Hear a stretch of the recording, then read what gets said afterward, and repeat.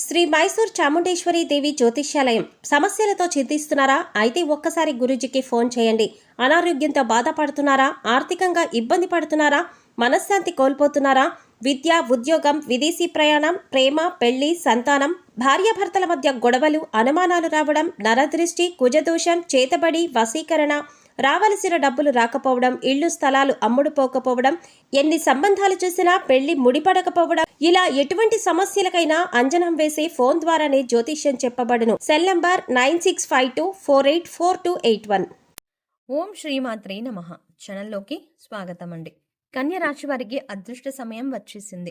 ఎంతో కాలంగా మీరు ఎదురు చూస్తున్న 10 శుభవార్తలను ఈ నెల 1వ తారీఖు తర్వాత వినబోతున్నారు. ఈ శుభవార్తలు మీ జీవితంలో ఆనందాన్ని తీసుకువస్తాయి. మరి ఈ నెల 1వ తారీఖు తర్వాత కన్య రాశి వారు వినబోతున్న ఆ శుభవార్తలు ఏంటి?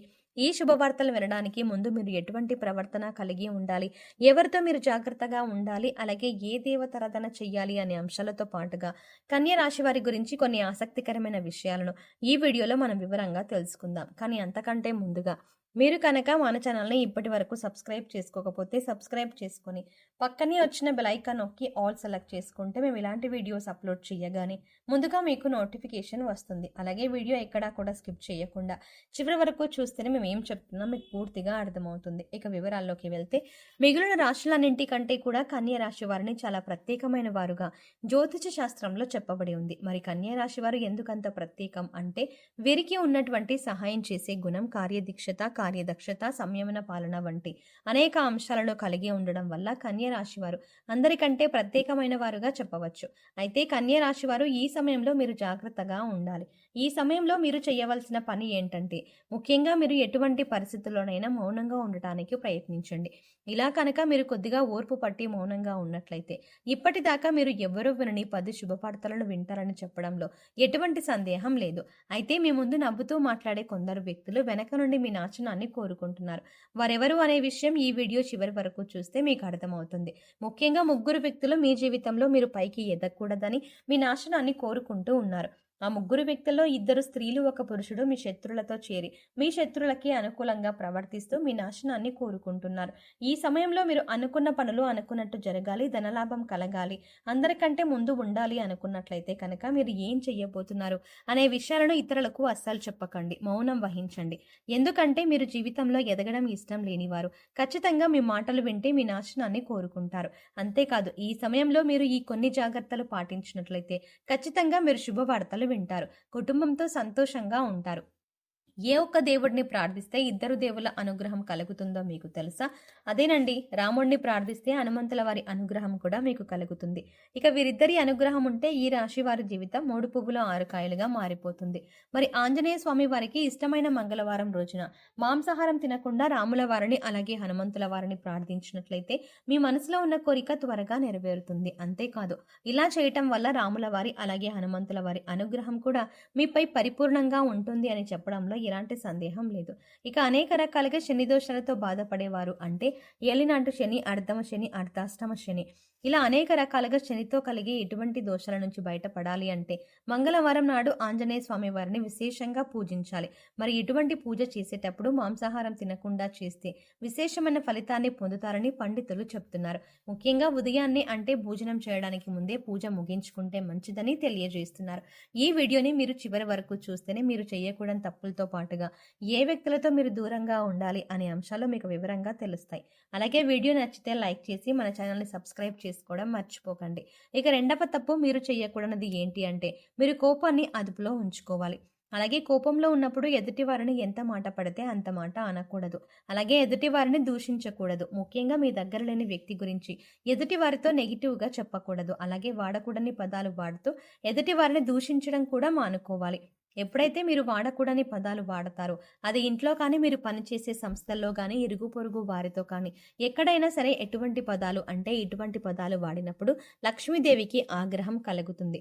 మిమ్మల్ని వదిలి వెళ్ళిపోతుంది. అప్పుడు మీరు పేదరికం అనుభవించవలసి వస్తుంది.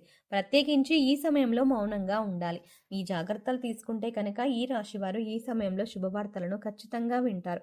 మీరు అనుకున్న పనుల్లో విజయాన్ని కూడా సాధిస్తారు. మిమ్మల్ని ఎవరైనా రెచ్చగొట్టినా సరే, అనకూడని మాటలనే మిమ్మల్ని ఆవేశపరిచినా కూడా మీరు ఈ సమయంలో మౌనంగా ఉండటం వల్ల అనేక ప్రయోజనాలని పొందుతారు అనడంలో ఎలాంటి సందేహం లేదు.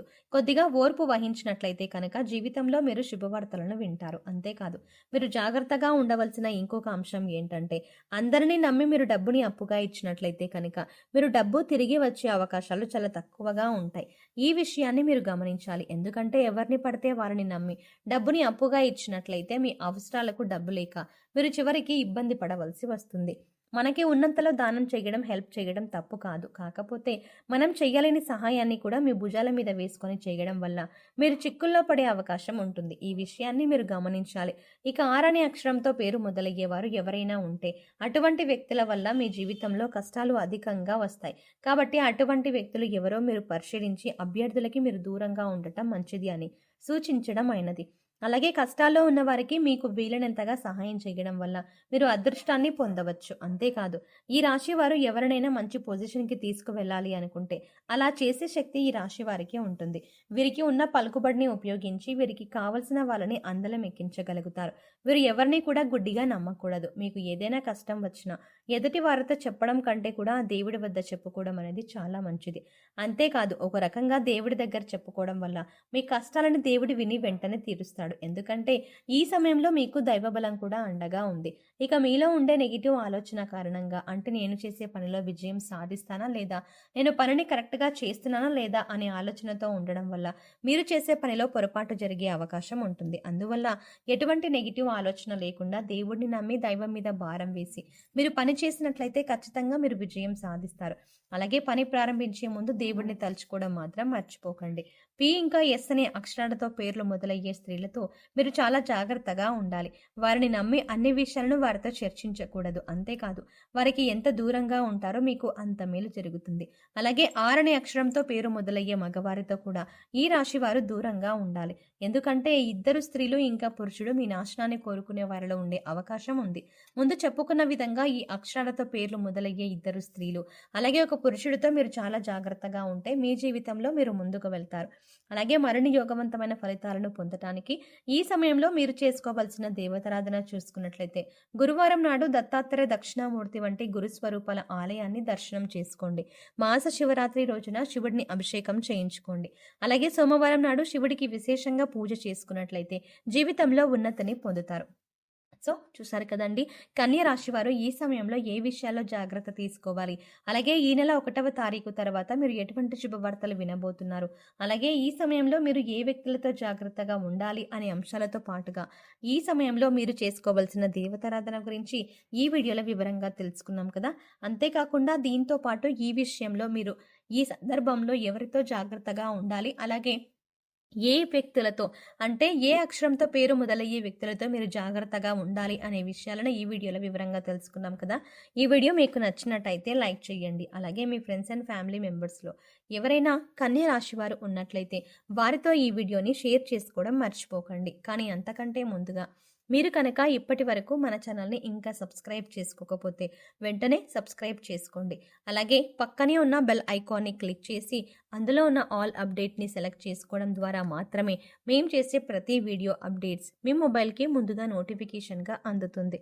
మరో చక్కటి వీడియోతో మళ్ళీ కలుద్దామండి. ఓం శ్రీమాత్రే నమః.